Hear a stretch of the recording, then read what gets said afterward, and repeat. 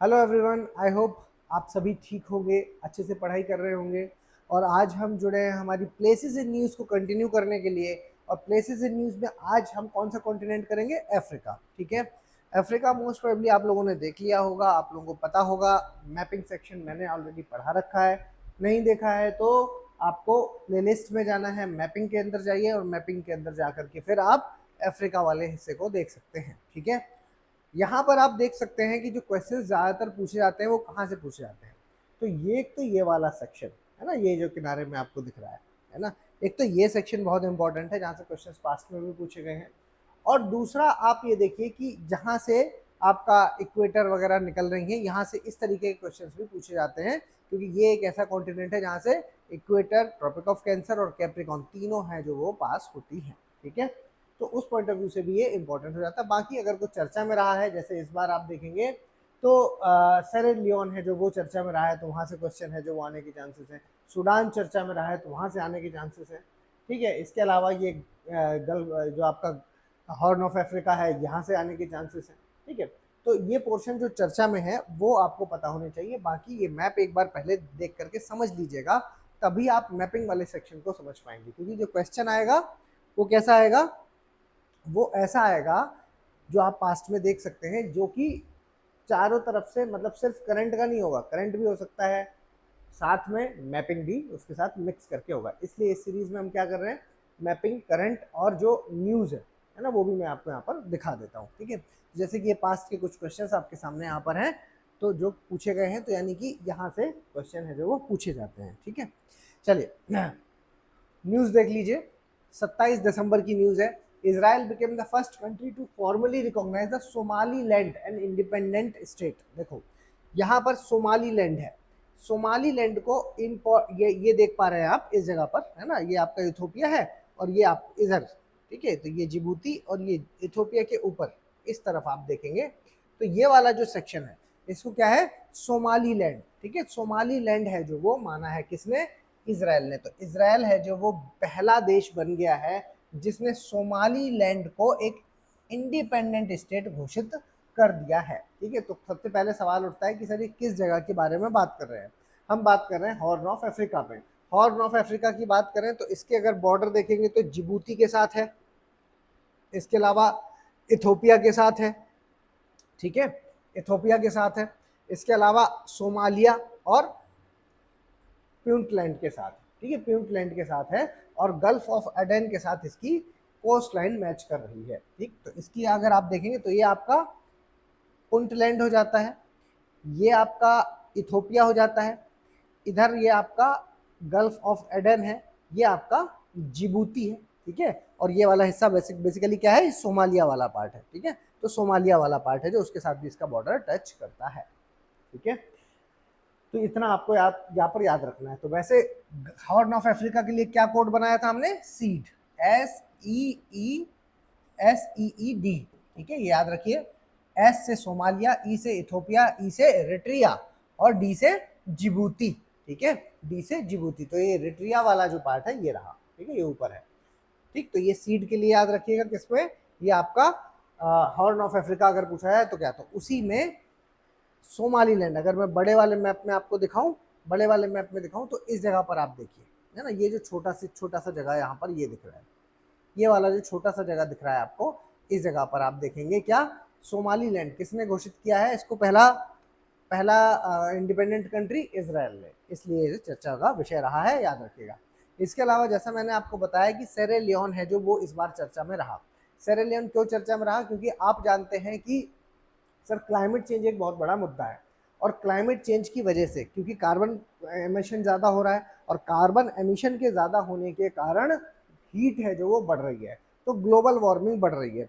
Global warming जैसे जैसे बढ़ेगी तो उससे क्या, ग्लेशियर्स पिघलेंगे। ग्लेशियर्स पिघलेंगे तो उससे क्या होगा, जल का स्तर समुद्रों में बढ़ेगा। ठीक है। तो सब जुड़ा हुआ मामला है। और जल का स्तर जब समुद्र में बढ़ रहा है तो हमने देखा कि यहाँ पर एक जगह देखिए, नाम है नेंगेई आइलैंड। ये आइलैंड है नेंगेई आइलैंड। ठीक। तो नेंगेई आइलैंड है जो ये चर्चा में रहा, क्योंकि in less than a decade, decade मतलब 10 साल। ठीक है। 10 साल से कम में नेंगेई आइलैंड है जो lost 2/3 of its surface area, इसका 2/3 सरफेस एरिया डूब चुका है। 2/3 एरिया है जो वो डूब चुका है and now measures only 200 metre and 100 metre wide. ठीक है, अब ये मतलब काफी हिस्सा है जो वो इसका डूब गया है। तो क्लाइमेट चेंज का एक बड़ा मुद्दा यहाँ पर देखने को मिल रहा है। आप देख सकते हैं सेरेलियोन का ये पार्ट है, इसलिए ये जगह है जो वो चर्चा में है। नेंगेई आइलैंड, नेंगेई आइलैंड आपको यहाँ पर याद रखना होगा। ठीक है, सी राइज की वजह से एनवायरमेंटल इशू,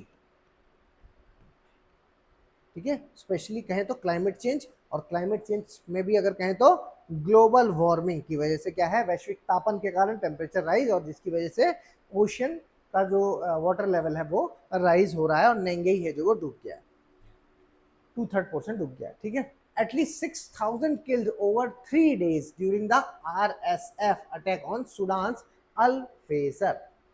ठीक है, अब देखिए सूडान में आपको पता है कि एक तरीके का गृह युद्ध जैसा चल रहा है, क्योंकि वहां पर एक जो पैरामिलिट्री है और उनकी जो आर्मी है। ठीक है, पैरामिलिट्री का नाम, वहां की जो पैरामिलिट्री है उसका नाम है आरएसएफ। ठीक है, और सूडान की जो मिलिट्री, सूडान आर्म्ड फोर्स, ठीक है, इन दोनों के बीच में क्या है, लड़ाई है। और इन दोनों की लड़ाई की वजह से वहां पर एक बड़ा ह्यूमैनिटेरियन क्राइसिस है जो वो मतलब कह सकते हैं आप विश्व का वन ऑफ द सबसे बड़ा biggest, one of the biggest civil crisis है जो वो वहां पर चल रहा है। ठीक है, समझिए। तो ये सूडान इस वजह से यहाँ पर चर्चा में ऑलरेडी बना हुआ है। ठीक है, सूडान है जो वो चर्चा में बना हुआ है क्योंकि वहां पर 6,000 लोगों की 3 दिन में मौत हो गई। ठीक है, तूती आइलैंड भी आप यहाँ पर याद रखिएगा। सूडान की बात करते हैं तो एक जगह है तूती आइलैंड, इसको याद रखिएगा। क्यों? क्योंकि यहाँ से आप फिजिकल ज्योग्राफी जब पढ़ेंगे तो यहाँ पर क्या है, एक ब्लू नील और एक व्हाइट नील बहती है, ब्लू नील और व्हाइट नील। तो इन दो नदियों के बहने से, दो नदियों के बहने से बीच में जो नदियों का बहाव है, ठीक है, इससे इसकी वजह से क्या हुआ है कि यहाँ पर एक आइलैंड जैसी मतलब एक जमीन का टुकड़ा है जो वो बच गया है। ठीक है, तो दो नदियों के कारण एक आइलैंड बना हुआ है, नाम है तूती आइलैंड। तूती आइलैंड कहाँ है? सूडान में, जो ब्लू नील और व्हाइट नील के कॉन्फ्लुएंस पर, जहां पर ये मिलती हैं उस जगह पर है जो ये एक आइलैंड का निर्माण करती है, नाम है तूती आइलैंड, ये भी याद रखिएगा। और जैसा मैंने आपको बताया कि मास डिस्प्लेसमेंट को लेकर के कुछ जगहें जो चर्चा में है, क्योंकि इतना ज़्यादा सूडान में क्राइसिस हो रखा है, तो जिसकी वजह से मास डिस्प्लेसमेंट होगा, और जो मास डिस्प्लेसमेंट होगा उसकी वजह से आप देखेंगे तो सूडान के अल्फेसर वाले एरिया में अगर कहें तो दाफूर रीजन और कोर्दोफान रीजन, दाफूर रीजन और कोर्दोफान रीजन। ठीक है, दाफूर रीजन और कोर्दोफान रीजन है जो है ना, दारफुर, ये याद रखिए दारफुर। तो सूडान में पूछ लिया जा सकता है आपसे कि दारफुर रीजन कहाँ है। ठीक है, तो देखो दारफुर रीजन ये सूडान है, और सूडान का ये आप देख पा रहे हैं ये वेस्ट का जो साइड है इसको दारफुर क्षेत्र बोला जाता है, और जो ये सूडान का नीचे वाला ये वाला हिस्सा, ठीक है, ये क्या है, साउथ कोर्दोफान रीजन बोला जाता है। ये यहाँ पर मैंने अभी थोड़ी देर पहले आपको बताया कि बहुत ज़्यादा ह्यूमैनिटेरियन क्राइसिस है, तो यहाँ पर वर्स्ट ह्यूमैनिटेरियन क्राइसिस, वर्ल्ड का सबसे बुरा ह्यूमैनिटेरियन क्राइसिस, जहाँ पर मास किलिंग और मास डिस्प्लेसमेंट जैसी घटनाएं हैं जो वो देखने को मिली, वो कौन सा रीजन है? दारफुर और साउथ कोर्दोफान। ठीक है, साउथ कोर्दोफान, तो दोनों आपको यहाँ पर याद होने चाहिए। देखिए, the conflict between RSF rapid support force और and the Sudanese armed force, जैसा मैंने बताया रैपिड सपोर्ट फोर्स क्या है, वहां की पैरामिलिट्री, और Sudan armed force SAF has pushed the Darfur into one of the worst contemporary refugee crisis। ठीक है, तो यहाँ पर क्या है, इन दोनों की लड़ाई ने क्या किया है कि सिविलियंस हैं जो वो इतने ज़्यादा दिक्कत में आ गए, मारे जा रहे हैं, जिसकी वजह से वो एक जगह से दूसरी जगह भाग रहे हैं, तो माइग्रेट हो रहे हैं, तो इसलिए इसको बड़ा ह्यूमैनिटेरियन क्राइसिस है जो वो दिया गया है। खैर फिलहाल जो आपको याद रखना है वो ये दो क्षेत्र के नाम याद रखने, दारफुर और साउथ कोर्दोफान, साउथ कोर्दोफान। ठीक है, चलिए इसके बाद invasive water hyacinth, water hyacinth है जो threatens the fishers livelihood popular Kenya lake, Kenya lake में वाटर हायासिंथ जलकुंभी जिसको आप बोलते हैं, उसका आप देख रहे हैं कि बहुत ज़्यादा तेजी से राइज हो गया। तो यहाँ पर क्या याद रखेंगे, एक नाम रखेंगे आज लेक नैवासा का। कीनिया के अंदर लेक नैवासा है जो वो सबसे ज़्यादा वर्स्ट अफेक्ट हुई है, किससे? वाटर हायासिंथ से, जलकुंभी से।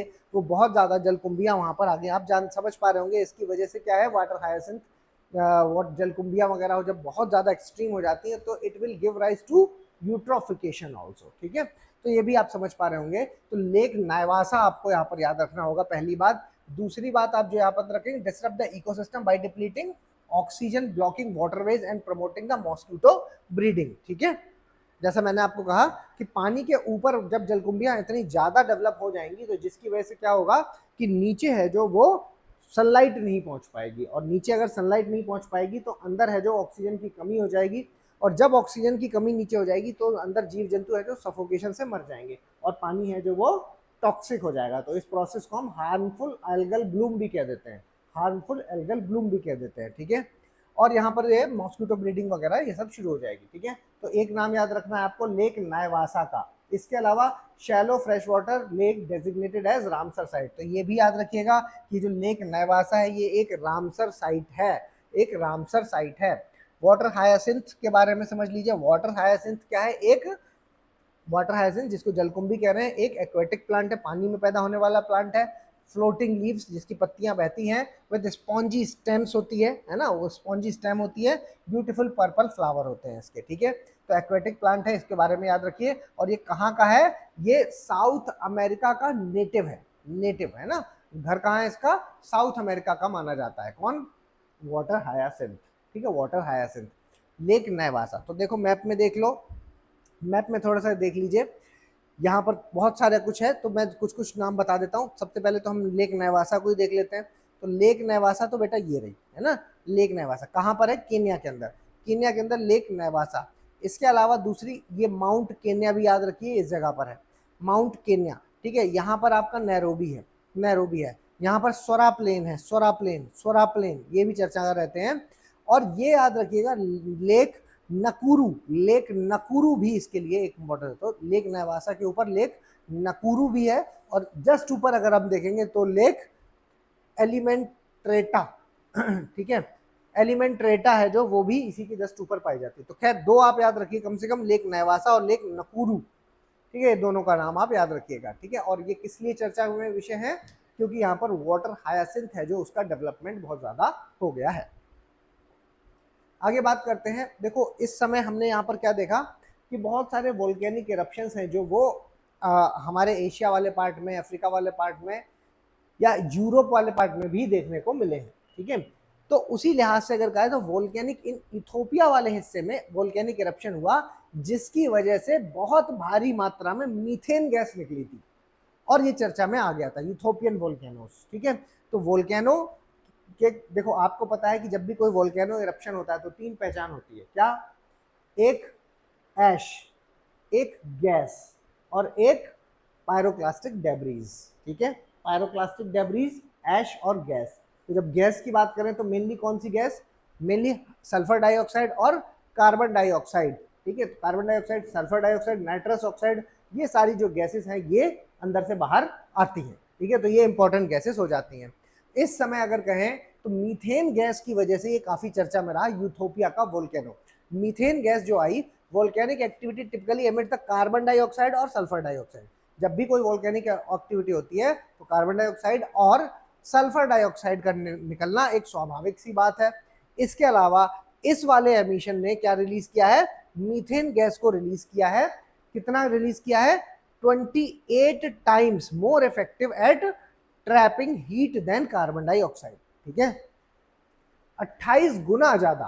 क्योंकि देखो जो मीथेन गैस निकल के आई है, इसकी अगर हम बात करें तो ये बहुत ज्यादा खतरनाक क्यों है? क्योंकि जैसे आप जानते हैं सर, कार्बन डाइऑक्साइड एक सबसे बड़ी प्रॉब्लम है। कार्बन डाइऑक्साइड प्रॉब्लम क्यों है? कार्बन डाइऑक्साइड बेटा प्रॉब्लम इसलिए क्योंकि वो उसकी मात्रा है जो वो बहुत ज्यादा बढ़ती जा रही है, ठीक है, बढ़ती जा रही है। तो ये आप ये बात समझ पा रहे होंगे सर, वैसे कार्बन डाइऑक्साइड बुरी गैस नहीं है, कार्बन डाइऑक्साइड एक अच्छी गैस है, लेकिन उसकी बढ़ी हुई मात्रा बुरी बात है, उसकी बढ़ी हुई मात्रा है जो वो बुरी बात है, ठीक है। तो कार्बन डाइऑक्साइड है जो वो, अगर हम इसकी बात करें तो इसके साथ क्या सीन है कि सल्फर डाइऑक्साइड है जो वो दोनों यहाँ पर निकलती है। और ये कहा जा रहा है कि मीथेन है जो वो कार्बन डाइऑक्साइड से भी ज्यादा खतरनाक है, 28 गुना ज्यादा खतरनाक मानी जाती है। क्यों? क्योंकि ये जो मीथेन गैस है, ठीक है, CH4 मीथेन गैस है, ये यहाँ पर क्या है कि ये हीट को trap, more effective at trapping the heat.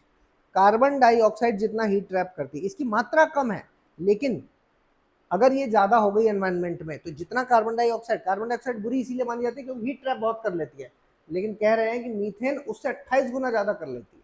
ठीक है, तो ये बात ध्यान में रखना है आपको। कहाँ की बात हो रही, इथोपिया की बात हो रही। तो अभी अभी मैंने आपको हॉर्न ऑफ अफ्रीका पढ़ाया था, उसमें इथोपिया जो पढ़ाया उस जगह की ये बात हो रही है। ठीक है, इसके अलावा Ethiopian volcano erupt 12,000 year dormancy. क्यों, आपने भी सुना होगा हाईली ग्यूबी वोल्केनो, ये काफी चर्चा में रहा। हाईली ग्यूबी वोल्केनो है जो वो चर्चा में क्यों रहा, क्योंकि इसके कारण भारत में भी ऐश, राख है जो वो पूरे भारत तक यहाँ पर पहुंची, इवन पूरे वर्ल्ड में पहुंची, वर्ल्ड में फैल गई इसकी ऐश, जो इतनी ज्यादा मात्रा में राख निकली जो पूरे वर्ल्ड में फैल गई। और यहाँ पर आप ये कह सकते हैं कि ऐश इंडिया और वर्ल्ड वाइड, मतलब रेड सी इंडिया, रेड सी से होते हुए इंडिया पहुंच गए। तो इसकी एक बार लोकेशन देख, तो ये कहाँ की बात है, ये भी इथोपिया की बात है। ठीक है, तो मैंने कहा रेड सी, तो ये देखो इथोपिया, जिबूती और ये आपका रिट्रिया। अभी अभी आपको हॉर्न के बारे में बताया था, horn of Africa, horn of Africa,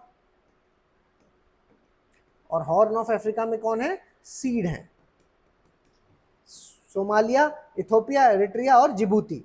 ठीक है, तो यहां से राख निकली, रेड सी होते हुए वो इंडिया तक पहुंची और पूरे विश्व में भी यहाँ पर पहुंची। ठीक है, तो जगह एक बार देख लो, ये रहा गल्फ ऑफ अडेन, ये रेड सी, ये आपका जिबूती, ये यमन, ठीक है, और ये आपका इथोपिया और ये एरिट्रिया, ये जगह आपको पता होनी चाहिए। ठीक है, हाईली ग्यूबी वोल्केनो का नाम आपको याद होना चाहिए, क्या, हाईली ग्यूबी वोल्केनो। ठीक है, इसके अलावा आपको क्या पता होना चाहिए, एक देखिए बहुत ज्यादा है जो इंपॉर्टेंट बात है वो क्या है, यमन को लेकर के चर्चा में आया था। आप कहेंगे सर यमन अफ्रीका में तो है नहीं, जी हाँ बिल्कुल नहीं है, लेकिन अफ्रीका से बिल्कुल जुड़ा हुआ है, क्या, रेड सी।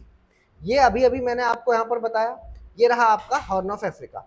उसी जगह पर यहाँ पर आप देखेंगे तो ये वाला जो हिस्सा है ये सूडान है, और उसके नीचे इधर आप देखिए तो ये आपका रेड सी है, रेड सी के बगल से ऊपर जैसे यहाँ पर यमन है, ये यमन है जो कि गल्फ का पार्ट आ जाता है। ठीक है, यमन में एक मिलिटेंट ऑर्गेनाइजेशन है, नाम है हूती, और आप जान रहे हैं इस समय विश्व है जो वो एक वॉर की चपेट में है, ईरान और इसराइल का वॉर चल रहा है। ईरान इसराइल का जो वॉर चल रहा है उस वॉर की अगर बात करते हैं तो वहां उस वॉर में ईरान है जो वो डायरेक्टली ना लड़ करके वो अभी तक अपने प्रॉक्सीज के थ्रू लड़ता था।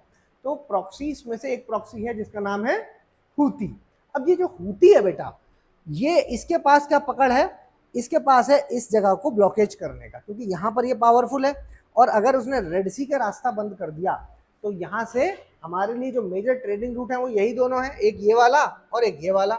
मतलब अगर इन गल्फ कंट्री से तेल गैस वगैरह लेके जाना है या यहाँ से कुछ सामान लेके जाना है तो यही एक रास्ता है, कि यूरोप से जाना है तो मेडिटेरेनियन सी होते हुए, स्वेज कैनाल होते हुए ऐसे निकल जाओ। तो यहाँ पर रास्ता रोकने की हिमाकत कौन कर सकता है, हूती कर सकता है, तो इसलिए ये चर्चा में है। ठीक है, तो रेड सी सिक्योरिटी क्राइसिस है जो वो अभी हूती के अटैक के कारण, क्योंकि हूतीज ने कॉमर्शियल वेसल्स में अटैक करना शुरू कर दिया था, और जिसकी वजह से शिपिंग जो कि स्वेज कैनाल से होते हुए आ रहे थे, तो यहाँ पर ये काफी ज्यादा प्रभावित रहा, शिपिंग है जो वो काफी ज्यादा प्रभावित रहा, इसकी वजह से ये हूती चर्चा में आ गए। ठीक है, तो अगर मैं इसके बारे में कनेक्टिविटी के बारे में बात करूं तो देखिए, यहां से मैंने जैसा आपको बताया कि यहाँ पर क्या है, बबल अल मंदाब, ठीक है, बाबल अल मंदाब करके एक स्ट्रेट है। तो ये स्ट्रेट है जो रेड सी और इधर आपका जो है वो अटलांटिक ओशन। ठीक है, तो इन दोनों से यहाँ पर कनेक्ट करता है, और फिर उसके बाद हम जब यहाँ पर जाएंगे तो यहाँ पर क्या है, ये है सिनाई पेनिनसुलर, सिनाई पेनिनसुलर। तो यहीं पर ये सिनाई पेनिनसुलर किसके अंडर में है, इजिप्ट के अंडर में। ठीक है, तो यहाँ से आपने क्या है, कैनाल बनाया है जिसका नाम है स्वेज कैनाल, जिससे रास्ते काट करके मेडिटेरेनियन सी तक आया जा सकता है। ठीक है, अब देखो north eastern Egypt, port Said in the north to the gulf of Suez to the south. ठीक है, तो यहाँ पर अगर इजिप्ट की बात करें तो यहाँ पर है पोर्ट सैड नाम है उसका, पोर्ट सैड है जो वो ऊपर है, और साउथ में आपका गल्फ ऑफ यही स्वेज कैनाल है। ठीक है, तो स्वेज कैनाल आपकी साउथ में हो जाएगी। तो इस ये दोनों किसको सेपरेट कर रहा है, ये सेपरेट करता है अफ्रीका कॉन्टिनेंट को फ्रॉम द सिनाई पेनिनसुलर, जो कि कनेक्ट करता है मेडिटेरेनियन ओशन से या मेडिटेरेनियन सी से इंडियन ओशन की ओर। ठीक है, इंडियन ओशन से कनेक्ट करता है। तो ये लोकेशन आपको इस जगह पर पता, देखो पूरे इस समय का सबसे इंपॉर्टेंट अगर लोकेशन की बात करेंगे तो एक ये वाली लोकेशन और एक ये वाली, ये दोनों ही बहुत इंपॉर्टेंट है, जिसमें आप पर्शियन गल्फ और स्ट्रेट ऑफ हॉर्मूज को देखते हैं, ठीक है। तो दोनों को आपको यहाँ पर याद करके जाना होगा, ठीक है। तो इतनी चीजें हैं जो अफ्रीका में आप कम से कम याद रखिए। हाईली ग्यूबी को जरूर याद रखिएगा, क्वेश्चन में आपको हिट करेगा ये क्वेश्चन, ठीक है। चलिए, तो आज के लिए इतना ही। बाकी आपको पीडीएफ है जो वो टेलीग्राम से मिलेगी, टेलीग्राम पर आप ज्वाइन कर लीजिए, ओम द्विवेदी यूपीएससी, ठीक है। यहाँ से आपको पीडीएफ मिल जाएगी, ठीक है। बाकी कोई डाउट हो तो आप टेलीग्राम पर पूछ भी सकते हैं, ठीक है। Thank you everyone, thank you so much.